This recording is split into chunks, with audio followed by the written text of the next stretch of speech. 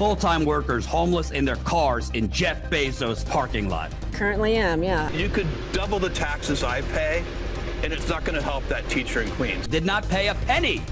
Covering what the corporate media covers up. Hey, it's Jordan with Status Coup. Breaking news. Jeff Bezos, the world's fourth richest man, who has his Amazon workers living homeless outside the warehouse and has created homeless utopias in cities like Seattle, says we should get rid of corporate welfare that he's lavishly enjoying, and says that he pays billions of taxes, even though he pays nothing in taxes, and says that even if you raised his taxes excessively, it would not help the lowly teacher in Queens. And what did the TV news anchor who interviewed him challenge him with? Absolutely nothing. Let's start with Bezos saying, yeah, I mean, increasing my taxes, how's that going to help the struggling teacher in Queens? Take a listen. You and others are able to pay a lower tax rate, even though you're paying an enormous sum in taxes, a lower tax rate than maybe I am. These people sometimes say that I don't pay taxes. That's not true. I pay billions of dollars in taxes. And it's a perfect, again, if people want me to pay more billions, right, then let's have that debate. But don't pretend, that that's going to solve the problem. You could double the taxes I pay, and it's not going to help that teacher in Queens. I promise you. So you can't connect those two things, not logically. Of course, you could double my taxes, not going to help the teacher in Queens. Before we get to that lie, and also the bigger lie that he pays billions in taxes, I want to show you, if you're new here, we do something radical. It's called living, breathing, on the ground journalism. I covered the Amazon workers in Staten Island historic union campaign, which they won, and Amazon years later has still refused to negotiate a union contract illegally, but they're allowed to do it because this is America and laws don't apply to companies like Amazon and oligarchs like Jeff Bezos. But I interviewed workers who are working full time for Amazon and are homeless, sleeping in the parking lot. Take a listen to one worker who has worked there for years and was literally sleeping in the parking lot. Not to get too personal, you don't have to talk about it, but you said you're one of them. So you're currently homeless working at Amazon? Currently am, yeah. I have been homeless for the past, 2.5, almost 3 years that I've been here now. And I haven't been able to afford a place. None of my family's out here. I noticed a lot of people on the East Coast, a lot of them have basements in their homes, so there isn't really much of a roommate situation unless you're going to a university out here or you're over 55 and you can afford senior discount rents at some type of senior apartment. Otherwise, a lot of people get married straight out of the home or they move into their folks' basement. A lot of the families are really tight here on the East Coast, so it's been really, really tough. I go on Craigslist every single day. I've already filed for renter's assistance a few months back in Jersey and in New York. Still on a waiting list for low-income housing. And the fact that I can make $20 an hour and still be considered for low-income housing it's mind-boggling because the rest of the country is thinking, well, she's making more than minimum wage. How come she can't afford a place to live? Well, it's because there's no affordable rent out here. And we don't make enough, and we don't get promoted. I mean, I've been with the company since 2017. I have an AA degree. I've trained literally hundreds of people since I've been in Jersey and New York, and I've applied over a dozen times for positions at the next level, Tier 3. I can't even get an interview. That's ridiculous. And that was one of my several reporting trips to that warehouse, which behind me, workers were sleeping in their cars in the parking lot because Amazon was not paying them enough to live while this asshole is sailing around the world in his yacht with his wife, who he had a lavish wedding in Italy that TV news was all over. Full-time workers homeless in their cars in Jeff Bezos' parking lot. And he wants to talk about, more taxes for me wouldn't help a lowly teacher in Queens. Well, about that. And by the way, New York City Mayor Zohran Mamdani, he begged to differ. He tweeted in response to Jeff Bezos saying, yeah, tax me more wouldn't make a difference. He said, I I know a few teachers in Queens who would beg to differ. So that was the mayor. And let's get to that whole I pay billions of dollars in taxes. Really? Billions of dollars in taxes.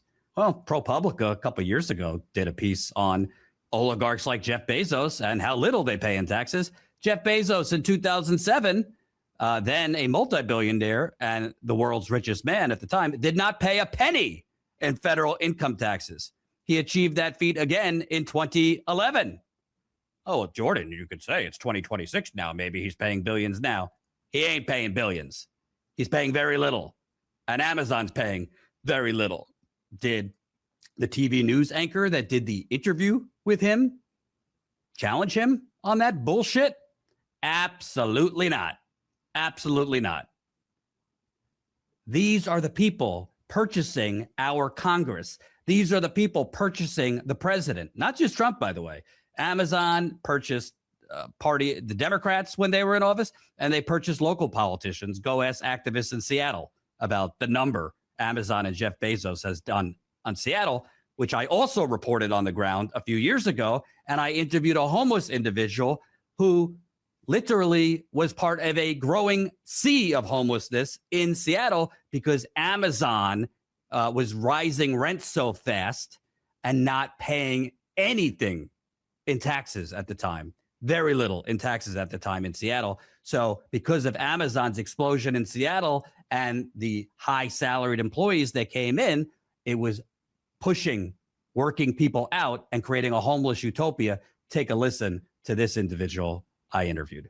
It just seems to me like you drive around these communities and it's all like fancy new housing, yet right next to that fancy new housing and nice neighborhoods is like just endless amounts of basically tent cities where people are homeless. Do you think that's in part because of business has come here and Amazon has come here and all that and driven up prices to the point where people can't live? I mean, they got 12 freaking Google buildings down on the waterfront, you know what I mean? You see a couple of tents pitched out there even, you know?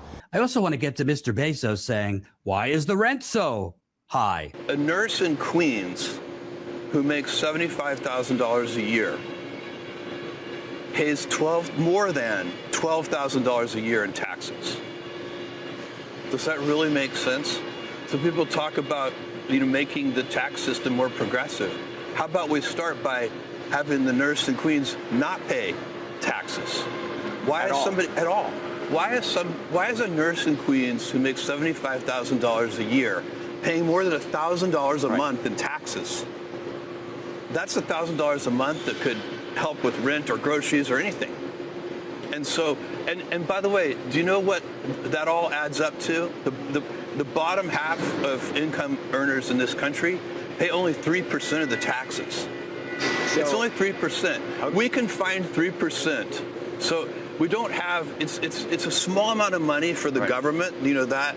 And really, and the more I thought about it, to me, it's kind of absurd that we're doing this.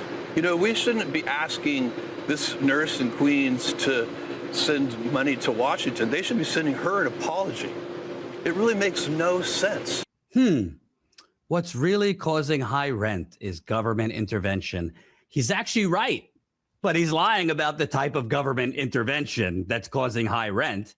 I give you, and I've covered this all around the country, the real estate developers are buying off the politicians. Just in New York City, headline one, real estate industry and executives pour millions into the mayoral race. This was Zohran Mamdani's race. And typically, they get what they want because they buy off the politicians. They haven't bought off Zohran, which I don't think they will be able to because he's actually a progressive. But pretty much every other politician, real estate in New York City, other cities. Hell, I've covered cities where the real estate developers are literally city councilmen. They're real estate developers who are also elected politicians. I wonder what policy preferences they have. You wonder why the whole goddamn country is getting more and more gentrified. That was in New York City, but it's in other places too. I mean, right here, nearly half of all political donations in Marion County are from developers, real estate investors. Among more than 500 political donations, totaling around 250,000 that have been made to Marion County candidates this year, real estate investors, developers, and construction companies represent both the largest number of individual donations and the largest total of any industries. So from New York City to local counties, the real estate developers are purchasing our government, and as a result can do whatever the hell they want, including hiking up rent. But I'm with you, Jeff. Let's get rid of the 3% tax, that $1,000 a month that the teacher making $75,000 has to pay. Totally with you. Let's subtract that, give that money back to the working class, especially the teachers. And how are we going to pay for that? How are we going to make up for that $12,000 a year? You pay the difference. Actually, you pay more than the difference because you made your money by buying off the politicians, by favorable policies, by deregulation, and you could afford it. So he's got one half of the equation right, but he's missing the other. Totally agree. We should cut taxes for the lowest among us and the middle class because that money goes right back into the economy, and significantly hike taxes on him rather than allow it to sit in his stock portfolios or go back in stock buybacks. Did the CNBC interviewer challenge him on that? Ask him, hey, should you pay the difference? Of course not. Of course not. But perhaps the biggest intellectual crime here was Jeff Bezos. Yes, Jeff Bezos having the audacity, the unmitigated gall to talk about we have too much corporate welfare in this country. Too much corporate welfare from the king of all corporate welfare. Take a listen to Mr. Bezos waxing poetic that we have too much corporate welfare. What I would say is that we have way too much corporate welfare, way too much corporate subsidies. We have, there's way too much influence in politics from business, in some cases, wealthy people who really focus on that, unions. There's a bunch of people interfering in the political process. And if we can make that better, we should do that too. That would be another root cause. We go back and figure out what is happening there. But yeah. We have way too much corporate welfare. Who exactly is the recipient of that corporate welfare? Can you guess? I mean, literally, this is the biggest load of bullshit I've ever heard. Bezos. Amazon has received $15 billion in government subsidies since the year 2000 and paid 1.4%. 1.4% in federal taxes last year. We have way too much corporate welfare, he says. And that's not even counting, by the way, the subsidies he gets for his lavish SpaceX and his other bullshit vanity projects. This is who owns the government. This is who owns the media. And he gets little pillow party interviews here that they don't challenge him and call out his absurd lies. Meanwhile, his workers are sleeping in the parking lot and he's created homeless utopias in cities like Seattle. This is why we exist. And those on the ground clips were us on the ground thanks to you funding it. We're not funded by Amazon or United Healthcare or the living Koch brother. Our funding comes from you, the people. So please, please support us. Statuscoup.com/join. Support us for as low as $5 a month. That's 16 cents a day. Let's expose these fucking liars.